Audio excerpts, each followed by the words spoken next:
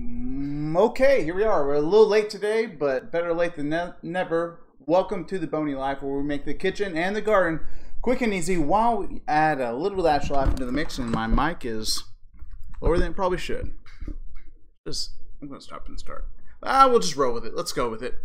All right. So as you can tell, I'm a little discombobulated, but we're going to have a really great topic today. It's one of my favorite topics of all time. It's one of my favorite things to do. We're going to throw out the normal routine where we have news and all this type of banter. We're going to dive straight into it. It is how to smoke a brisket. I love brisket. I love it, I love it, I love it, and I love cooking brisket. It's an all-day affair, but it is well worth the wait, and it's awesome to see people enjoy it, and just doesn't get better than a nice homemade slice of brisket, a little bit of dill pickle, and a nice slice of bread, and yeah, it doesn't get much better than that. So I cooked one of these pretty recently, about a month ago, when I had a bunch of friends in from all over for the NFL draft, and it was a huge hit. They devoured it, about a 12-pound brisket in probably about 30 minutes.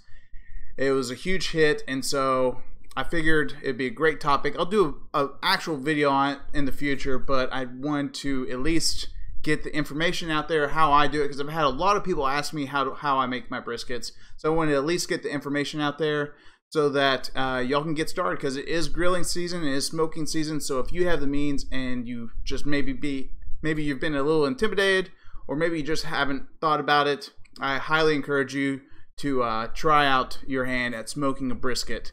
Like I said, make sure you block out pretty much the entire day. It takes a long time. Sometimes you can do it overnight. There's different ways to do it, but anyway, let's just jump right into it and talk about brisket. So what we're going to start with, we're going to start at the very base layer, and what are the different types of brisket that you'll come across. So there's going to be, in the United States, there's going to be different levels of brisket basically. So there's USD Select, Choice, which is the most common, and then you have your USDA Prime, aka it's basically your top of the top choice cuts. So what does that mean? So basically what you have here are just different grades of meats, and the higher you go, the more marbling you're generally going to find, and that's going to in turn give you more fat inside of the meat, and when you cook it, it's going to be more pleasant, more tender. And so the higher you go up, not saying that you can't cook a great brisket on the lower end, but you'll have to hunt and find for that right treasure brisket. They're out there for sure. I found some great choice briskets, especially when they're on sale. You just got, if you're hit at the right time, they can be picked really quickly, but you can find some hidden gems in there for sure. But anyway, so those are the different levels. You have your Select, Choice, and then your Prime, which is basically your top of the line choice meat. And the higher you go up on those, you'll get more marbling. I'll give you a more tender brisket. So you have that. The most common though will be your Choice. So that's where a lot of times you'll see the most sales on, which if they're on deal, jump on it. You can get some really great briskets if you get there right when the sales go on. But if you don't, people jump on them and they'll take the best cuts of brisket real quick. So you may be asking yourself, well, how do I know if it's a good brisket or not? Do I just pick one out of the bin? No, there's going to be some easy things that you can look for to make sure that you're getting a really nice brisket, especially in this choice level. These are the things that you're going to want to look for.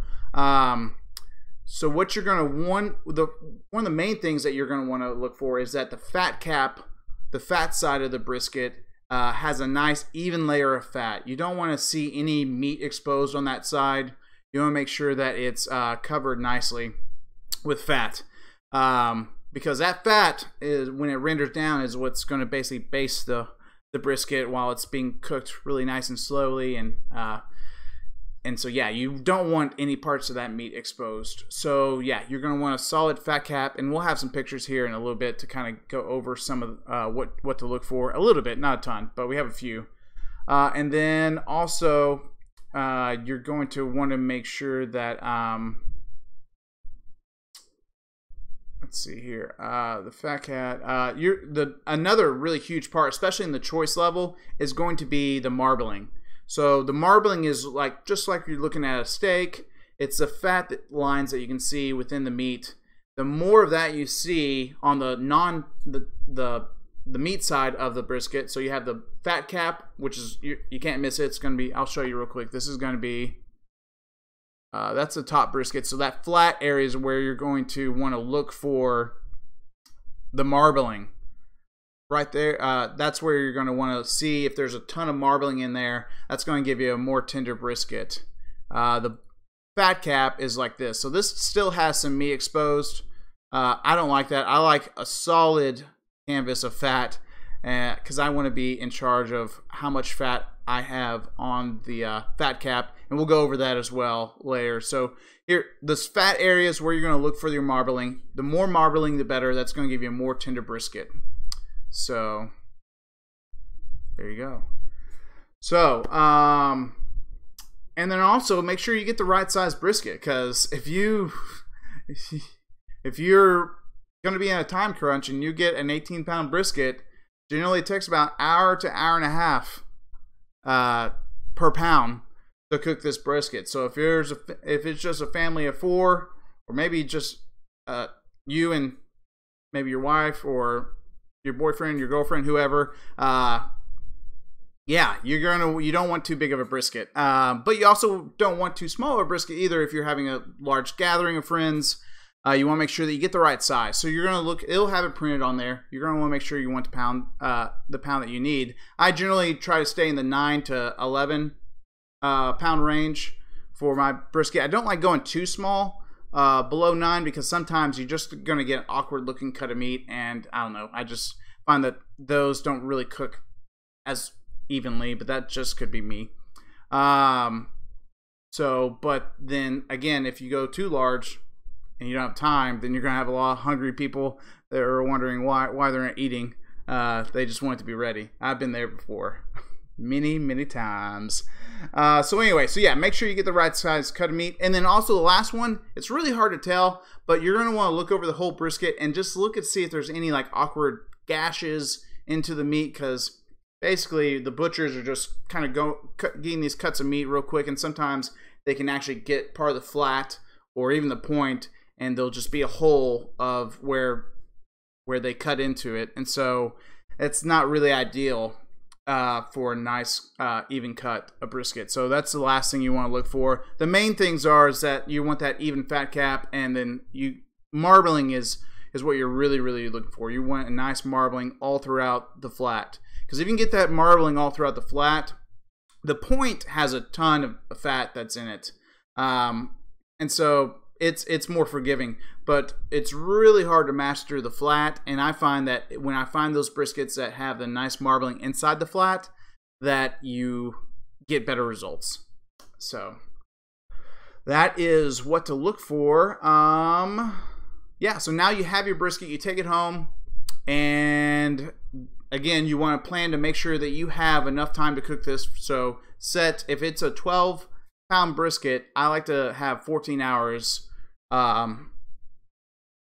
penciled out, to where that way 14 hours from now the brisket will be ready to be sliced into. So make sure that you have enough time for the size of brisket that you have, and then if you have that all knocked out, it's time to get in and cut and trim your brisket. So let's take a look at the briskets, and let's go over the parts of the brisket as well. So right here, we'll go from left to right. You have the flat. So that's the thinner part and the leaner part of the brisket. These are actually the flat and the point, the far right side, are actually two different muscles of the cow. And so the flat is a leaner side, and the point is a fattier side. And then this thing called the decal fat is actually a line of fat that goes all throughout the brisket. But one thing to note about the decal fat is that where it's exposed at the very top is generally very hard fat, and I always cut that fat piece out, because it's just a different type of fat than what you'll find on the bottom of the brisket. This around here, the flat, is going to be much softer fat, and you'll be able to, if you've never cooked a brisket before, you'll be able to feel the difference. But so you definitely want to cut that decal out. I actually find that just recently, actually, that my grocery store, HEB, is actually starting to cut that out, and I think that's awesome because, I mean, I was going to do it anyway, but so that's something. But you don't go into the meat, you just kind of cut. It's kind of just it's almost like a tube of meat, and you'll see where it starts to actually change from that hardened fat to the softer fat, and then you just stop right there. You'll have meat exposed, and you leave it right there. All right, so we have the flat, the decal, and the point. Those are the 3 parts of the brisket. Let's move on. And again, you want to make sure that when you're cutting into this, that once you take it out of your refrigerator, that's when you start cutting the fat away, because that's when it's going to be the most solid and the easiest to cut. Cold fat's easier to cut than room temperature fat. So the first thing you do before you even get your seasons out or anything like that, you cut the fat off that you're going to trim. Number 1 is the decal fat, and then number 2 on the back side of the brisket is going to be the flat. I cut that down to about a 1/4 inch or about pencil width of fat on the flat side. I don't touch the point generally unless there's just like a really strange piece of fat that's just like hanging off of it. But what happens on the flat is that if you have too much fat, especially if you have a packaged brisket that has not been trimmed at all, you'll get a ton of fat there. You want to take it all the way down to a 1/4 inch because there's only so much fat that will render down.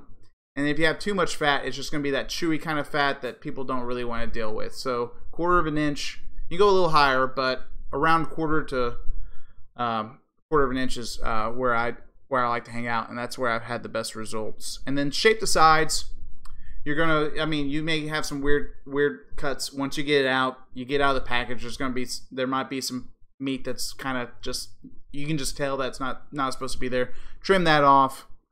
Trim the decal. Trim the flat, and then you're ready to get your binder on, which probably the most common binder, which a binder is basically just, it's a liquid. I use olive oil, but most people use mustard. It doesn't really matter. It's just there so that when we put our seasoning onto the brisket, that holds on to the brisket.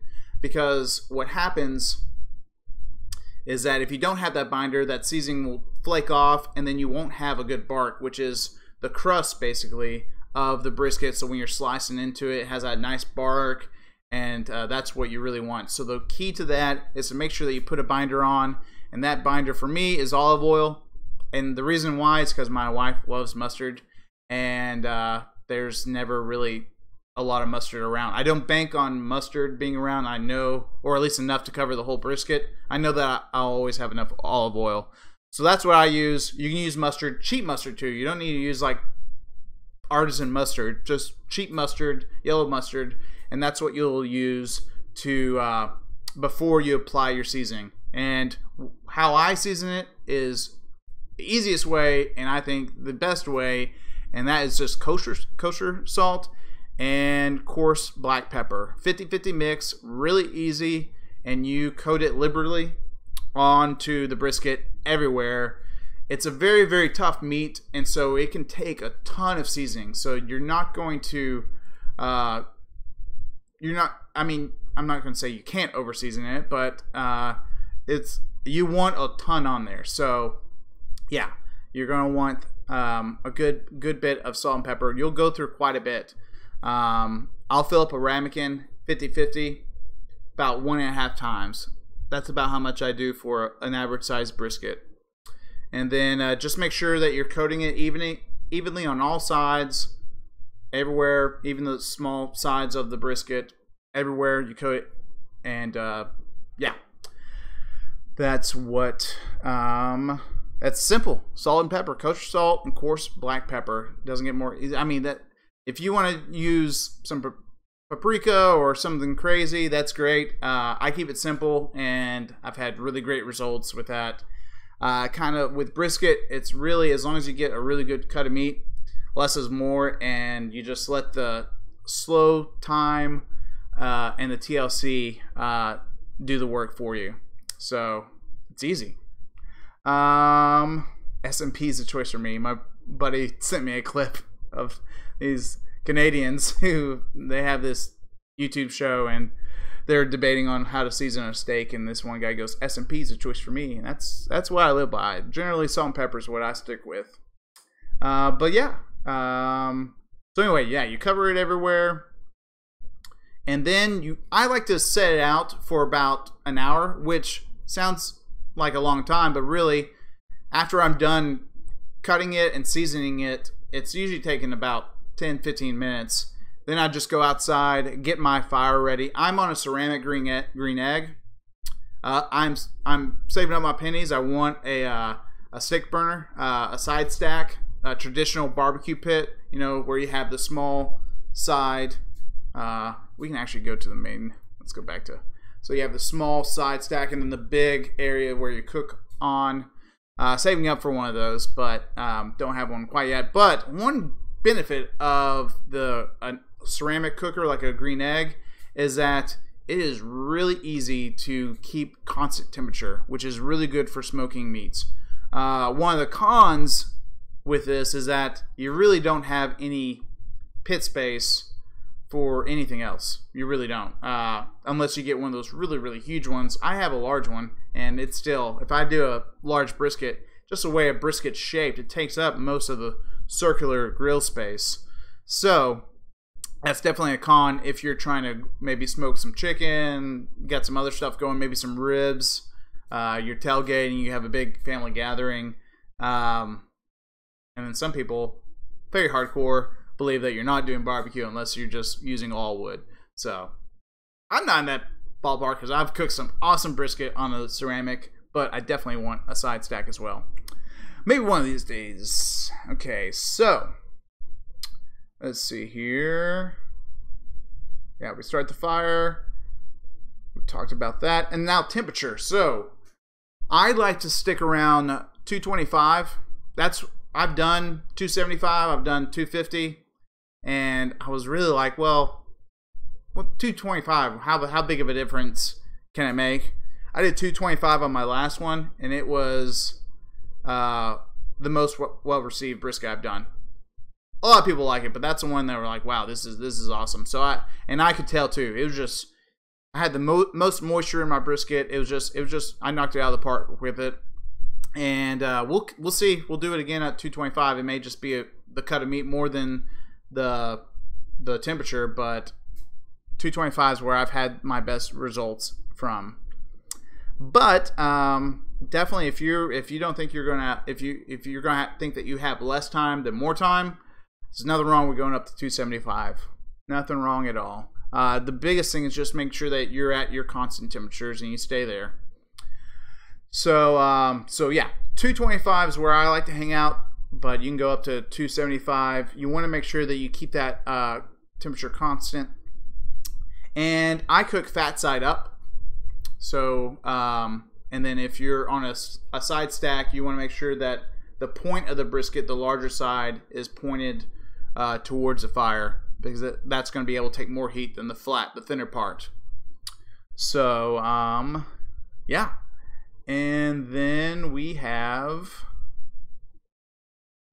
so we got the temperature going. We got our piece of meat, fat side up is how I do it. And I let it just cook. I don't even touch it I don't even look at it for at least 2, maybe even 3 hours, really. And then that's when I'll start to spritz it with apple cider vinegar. That's it, just apple cider vinegar. Put it in a spray bottle. I just mist it all around, and after I do that, I do it for about every hour. So usually after 4 hours I'll do it, and then around 5 hours is where I will usually wrap it. So the temperature, actually I jumped ahead. So around 2 hours is also when I'll put my meat thermometer into the flat area. So the thinner part of the brisket, that is where you'll put it in, just in the middle. and about halfway through.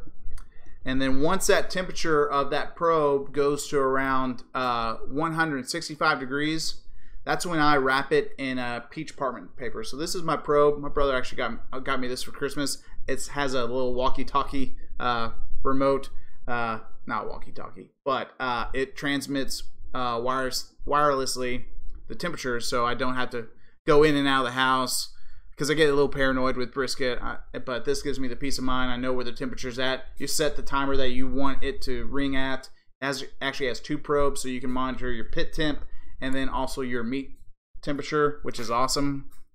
And so that's what I use. So I'll set that to 165, and I'll wait, and until it's 165, I don't do anything except spritz it every hour. So that could be 1 hour from then. It could be 2 hours from then, 3 hours, 4 hours.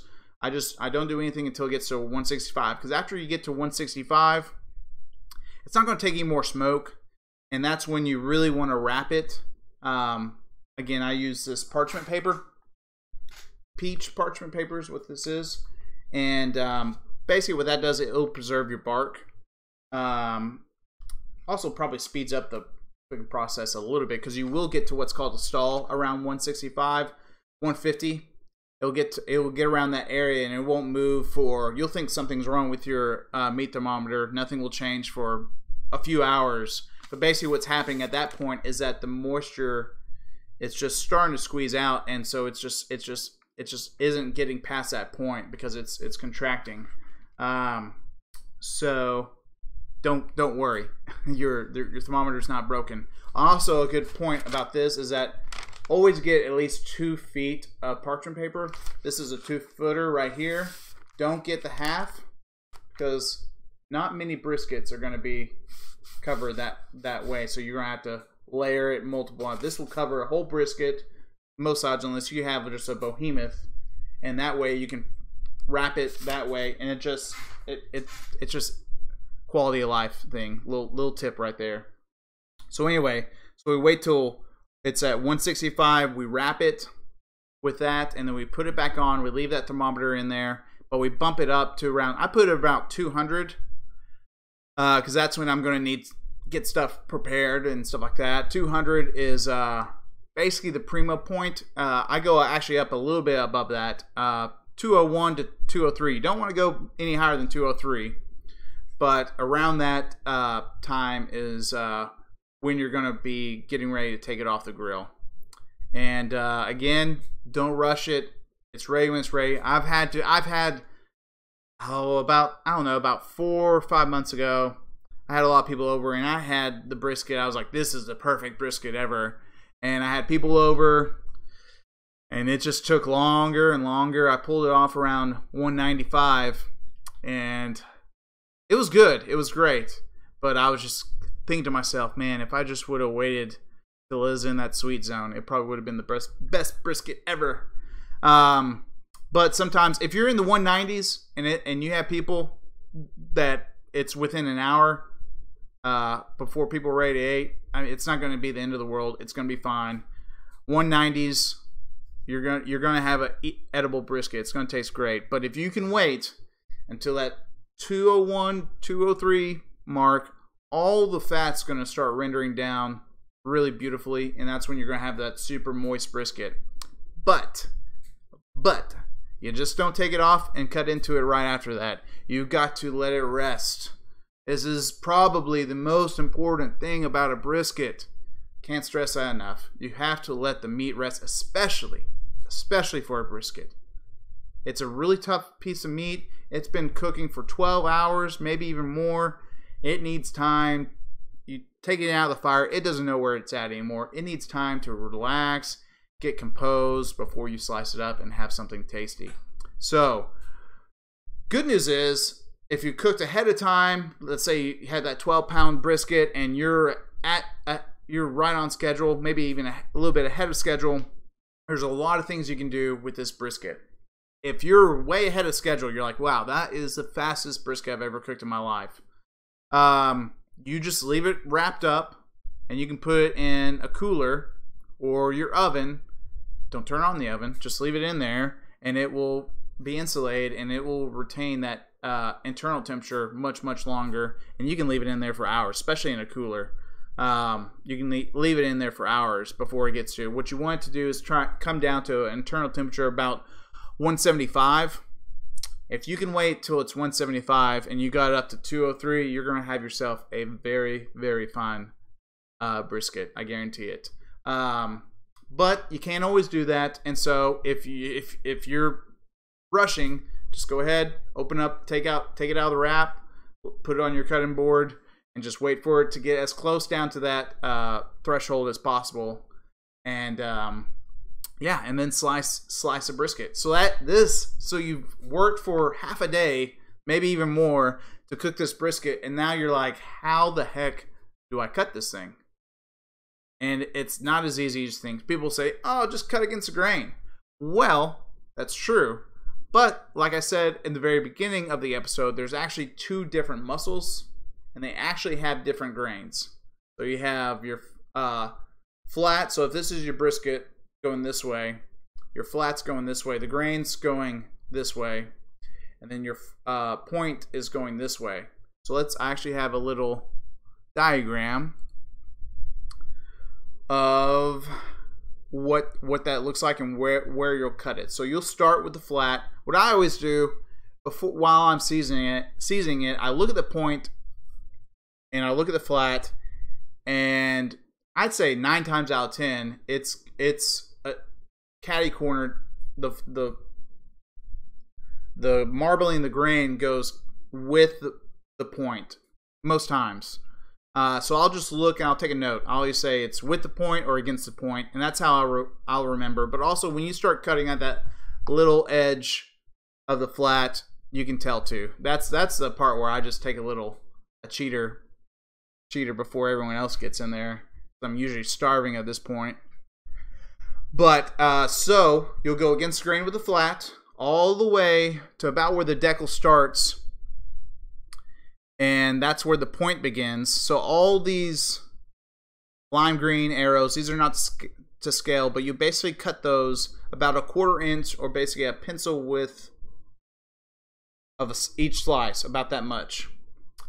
And so you'll go all the way through, like I said, to the decal, and then basically you do a 90-degree turn. And so you'll have the point this way, the flat was this way, you've been cutting it like so.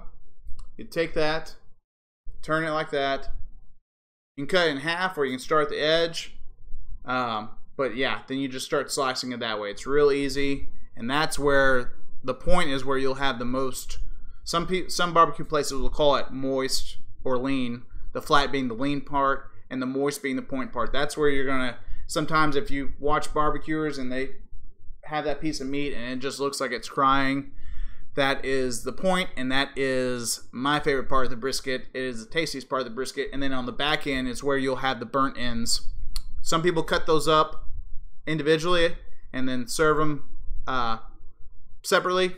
I usually just keep them on there, but I do long slices. You'll still see a point, a little bit of the point and the decal in between, and then the point will be on top. You'll still see a little bit of that, but you'll just slice that all the way through, and then you're good to go. So yeah, that's how you smoke the brisket. You enjoy it, and you have a great time doing it. It's one of my favorite things to do. It's just something I really enjoy doing. So yeah, if you have any questions on this, you can always email me at thebonylife@gmail.com. If you have any topics that you would like to talk about in the future, email those to thebonylife@gmail.com. Or if you just want to write in and say hey, you can write in at thebonylife@gmail.com. That is how you smoke a brisket. If you have the means, I highly encourage you to go out and smoke a brisket this summer and enjoy it and impress all the people around you. But until next time, I'm Corey Boney with The Boney Life. Plan to make something and make it awesome.